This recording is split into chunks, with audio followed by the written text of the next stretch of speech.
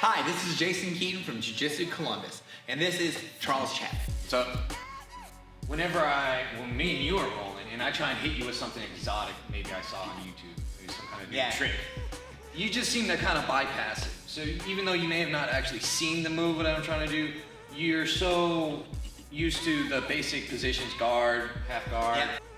It's sort of like Hodgson Gracie, okay? Yeah. He doesn't really do anything too flashy, but what he does really well. I mean, does it matter if somebody's name? Yeah, it does. But it's who's getting who in what game. So if, I roll with somebody and they get me a 50-50, now I'm, or something, not 50-50, but something I've never seen or that's real exotic, it might get me at first. It's the great thing about Jiu-Jitsu, I don't really, if I get swept or tapped, I don't really get too upset. People, when they come in, I think when they come in, they're like real optimistic. It's like, can I get my blue belt in a year? Yes. If you train really hard and you compete a lot, you can get your blue belt after about a year. And we have some people that are kind of on that track right now. But for most people, it takes 2 years. Okay? And some people maybe 3. You can't put a timeline on it. Yeah. So I think, when they realize that, it's like, okay, most people, by the time they get the blue belt, I think that to get into that purple is just so hard, because that's such a big jump from going to blue to purple, because purple to me is like baby black belt. So if you get to purple belt, I mean, I think if you get to purple belt, you get to black belt. It's just a matter of time and just kind of sticking with it and really kind of keep developing. But from blue to purple is tough. So you might be there 6 years. How long were you at blue belt? About 6. I got my blue belt within about a year. Right. And then it took me about 3, 4, 5, 6 years. 6 years. But, yeah. So it took me less time, but the difference is I had coaching. You know what I mean? A little bit more coaching than you, and I was able to train 6 hours a day. Yes. So that's a little bit different. So yeah, if you can train 6 hours a day, and in this day and age, I mean, I don't know if people they do that, but I don't know if their goal is to be IBJJF world champ or whatever. Right. But yeah, it took me a couple of years, but I mean, I was really grinding it out and I really wanted to do it. I can't speak for most people though. So I think that, that jump to purple is so big, and I think the work required is what it is. So, I think, can people do it? Yeah. I mean, if you can make it to blue, can you make it? Absolutely. If you make it to blue, you can make it to purple. But I think it's just sticking with it and really kind of, grinding it out. As we really try to, not protect, but I mean, we make it easy to get to know jiu-jitsu and all that stuff. But there's a portion we can't save you from the rolling and just you got to spar and you got to be smashed a little bit. I mean, that's just part of it. You can't avoid that. So, it's just more of that. And maybe it's injury. I don't know what people quit really. For me, it's just like, maybe I'm a maniac and I just want to do it all the time. I do it all the time anyway. I think it could be that somewhere along the journey, you're going to hold one of your color belts for a long time. It seems like a lot of the purple days. belt mostly. Purple belt's I think that's the belt you're going to hold. I mean, blue belt, blue and purple probably. Probably blue probably most likely.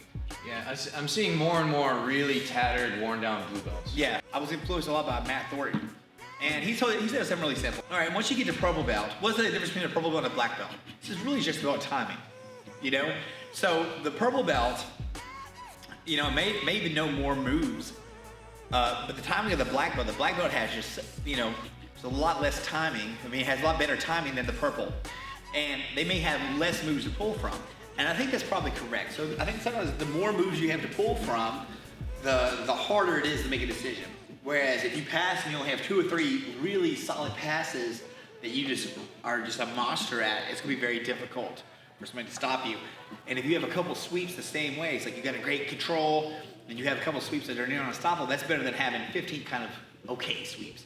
So when he said that, I think that really kind of, it really spoke to me because that sounds like wrestling. Guys that wrestle only have the same double leg that, the little kid uses, the same that the world champion uses, the same single leg and high crotch. The steps are better, but what's the real difference? Man, there's years of being on the mat and the timing of it. So that's how you get there. So I think what it is, maybe just people feel like, they got it and they quit. But if they just stick around and really work on their time, yeah, they could be black belt. So we start here in the spider position. I'm gonna make sure I get my thumb in the cuff. okay, and pull it out. So as I'm making the cuff, my thumb starts in, and then I'm out. I got good pressure with the shin on the bend of the arm.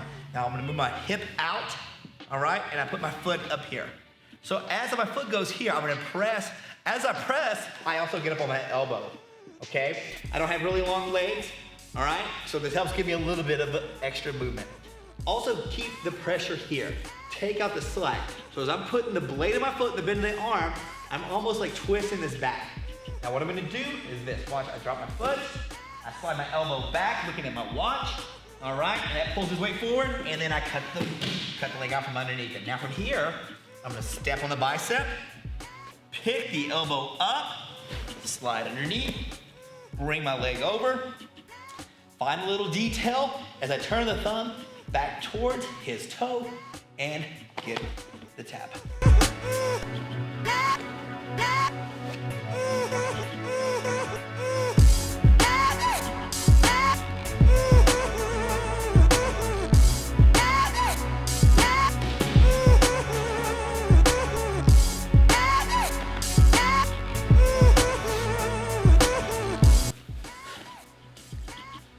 That's pretty cool. Thank you.